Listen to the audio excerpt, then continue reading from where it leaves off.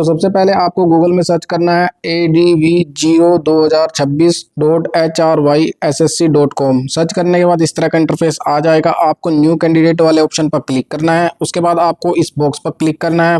Next आपको proceed वाले option पर क्लिक करना है। क्लिक करने के बाद इस तरह का इंटरफेस आ जाएगा। आपको यहाँ पर आपका CET रजिस्ट्रेशन नंबर एंटर करके चेक रजिस्ट्रेशन डिटेल्स पर क्लिक करना है। अब आपको यहाँ पर सेंड OTP वाले ऑप्शन पर क्लिक करके अपनी ईमेल आईडी और मोबाइल नंबर पर एक OTP सेंड कर देना है। दोनों पर ही सेम OTP जाएगा। अब आपको यहाँ पर ईमेल आईडी या मोबाइल नंबर पर दोनों में से किसी भी एक कोड को यहाँ पर एंटर करना है। उसके बाद नीचे आपको पासवर्ड क्रिएट करना है। जो पासवर्ड आप यहाँ पर बनाएंगे सेम पासवर्ड आपको यहाँ पर नीचे फिल करना है। उसके बाद आपको सबमिट वाले ऑप्शन पर क्लिक करना है। क्लिक करने के बाद आपका रजिस्ट्रेशन सक्सेसफुली हो जाएगा। अब आपको यहाँ पर अपना CET नंबर और पासवर्ड जो अभी आपने बनाया है एंटर करके साइन इन वाले ऑप्शन पर क्लिक करना है। क्लिक करने के बाद यहाँ पर एक नया इंटरफेस आ जाएगा। अब आपको व्यू माइलस्टोन वाले ऑप्शन पर क्लिक करना है। क्लिक करने के बाद नया इंटरफेस आ जाएगा। आपको यहाँ पर प्रोसीड टू फिल फॉर्म इस वाले ऑप्शन पर क्लिक करना है। क्लिक करने के बाद आपके सामने एप्लीकेशन फॉर्म ओपन हो जाएगा, जिसमें आपकी पर्सनल डिटेल यहाँ पर ऑटोमेटिक फिल रहती है, जैसे कि आपका नेम, फादर मदर नेम, आपका जेंडर, आपकी डेट ऑफ बर्थ और मोबाइल नंबर, ईमेल आईडी। आपकी जो फाइल का साइज रहेगा 20 KB से लेकर 512 KB तक मैक्सिमम रहेगा। अब आपको स्क्रॉल करके नीचे आना है। नीचे आने के बाद आपको यहाँ पर ऑप्शन दिखाई देगा मैरिटल स्टेटस, जिसमें आपको यहाँ पर चूज करना है कि आप मैरिड हैं, अनमैरिड, डिवोर्स्ड। इस तरह से आपको ऑप्शन सेलेक्ट कर लेना है। उसके बाद है आपका do you have a brother sister who is your twin, यानी कि आपके ही जैसा जुड़वा भाई या बहन हो और उसने भी यह फॉर्म अप्लाई किया है तो आपको यस वाला ऑप्शन सेलेक्ट करना है। अदरवाइज आपको नो पर क्लिक करके सबमिट वाले ऑप्शन पर क्लिक कर देना है। अब आपको यहाँ पर कैटेगरी डिटेल्स फिल करनी है। सबसे पहला ऑप्शन है हरियाणा बोनाफाइड। अगर आप हरियाणा से बिलोंग करते हैं तो आपको यस वाले ऑप्शन पर क्लिक करना है, अदरवाइज नो वाला ऑप्शन सेलेक्ट करेंगे।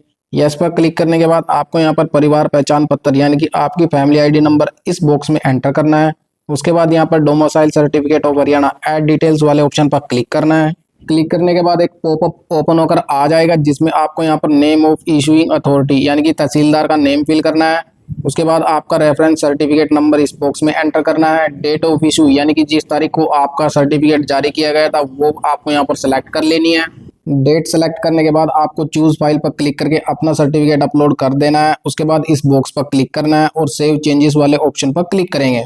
क्लिक करने के बाद आपका हरियाणा डोमिसाइल सर्टिफिकेट व उसकी डिटेल यहाँ पर सेव हो जाएगी। अब आपको स्क्रॉल करके हुए नीचे की तरफ आ जाना है।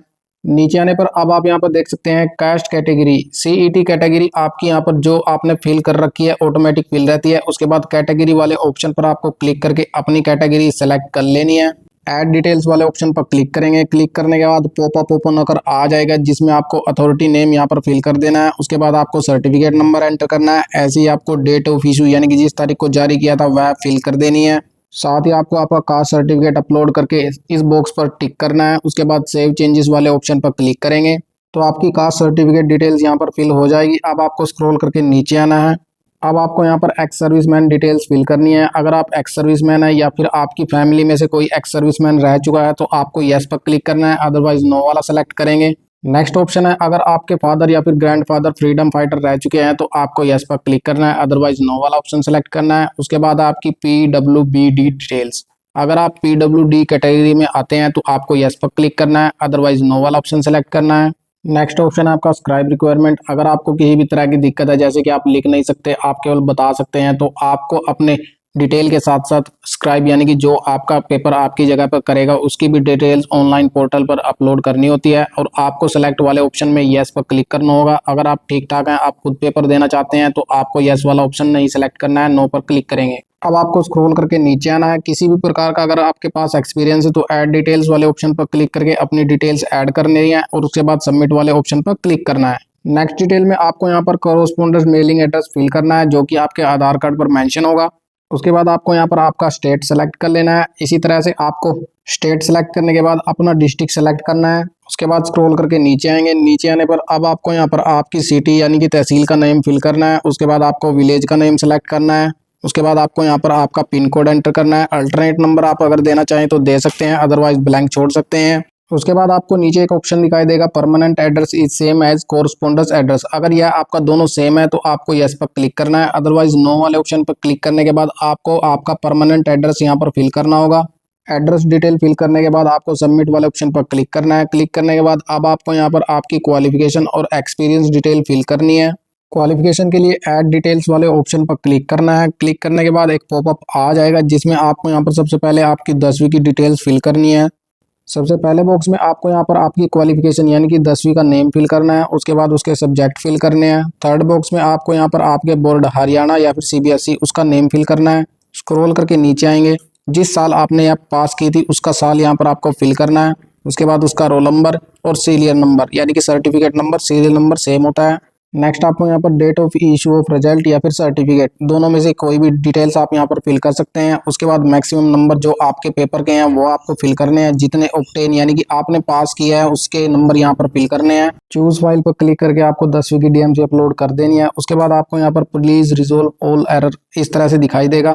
आपको इस बॉक्स पर क्लिक करना है और सेव चेंजेस पर क्लिक कर देना है। अगर आपकी फाइल में कोई एरर होगा तो आपको फिर से यहाँ पर पॉपअप दिखाई देगा, अदरवाइज आपकी डीएमसी और 10वीं की डिटेल्स यहाँ पर फिल हो जाएगी।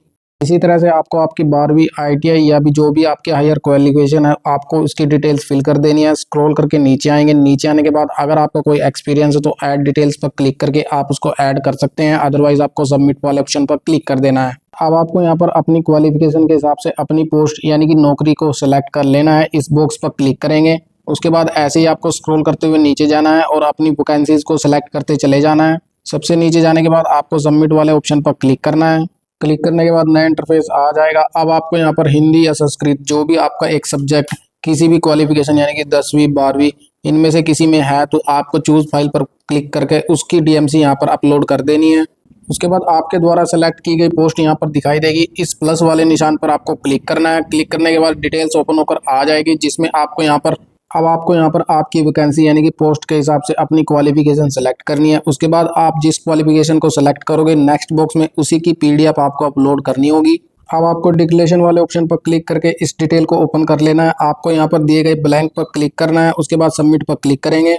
अब आपको यहाँ पर अपनी जॉब प्रेफरेंस सेलेक्ट करनी होती है। अगर आप एक से ज़्यादा वैकेंसी फिल करते हैं तो यहाँ पर आपको ऑप्शन दिखाई देगा, अदरवाइज आपको इस वाले ऑप्शन पर क्लिक करके सबमिट पर क्लिक कर देना है। अब आपको यहाँ पर आपकी फ़ोटो व साइन दोनों अपलोड कर देने हैं। उसके बाद सबमिट पर क्लिक करेंगे। अब आपके सामने एप्लीकेशन फॉर्म ओपन होकर आ जाएगा। आपको अपनी डिटेल यहाँ पर एक बार अच्छे से चेक कर लेनी है। उसके बाद आपको स्क्रॉल करते हुए नीचे की तरफ जाना है। नीचे जाने पर आप यहाँ पर देख सकते हैं please take a print out of the application form by clicking the print, यानी कि प्रिंट वाले ऑप्शन पर क्लिक करके प्रिंट निकाल लेना है। इस वाले बॉक्स पर आपको क्लिक करना है। उसके बाद प्रिंट का ऑप्शन आ जाएगा, आपको प्रिंट आउट निकाल लेना है। प्रिंट आउट के ऊपर आपको दिया गया ब्लैंक्स यहाँ पर आपको फिल करना है, यानी कि आपके फादर नेम और एड्रेस। उसके बाद नीचे कैंडिडेट सिग्नेचर के ऊपर आपको आप हस्ताक्षर कर देने हैं और साथ ही आपको इस तरफ डेट मेंशन करनी है जिस तारीख को आप अप्लाई कर रहे हैं। उसके बाद आपको चूज फाइल पर क्लिक करके अपने हस्ताक्षर किए हुए फॉर्म की पीडीएफ यहाँ पर अपलोड कर देनी है और सबमिट वाले ऑप्शन पर क्लिक करके आपको अपना एप्लीकेशन फॉर्म सबमिट कर देना है। तो जैसे ही आप इस पर क्लिक करेंगे तो आपका एप्लीकेशन फॉर्म कंप्लीट हो जाएगा।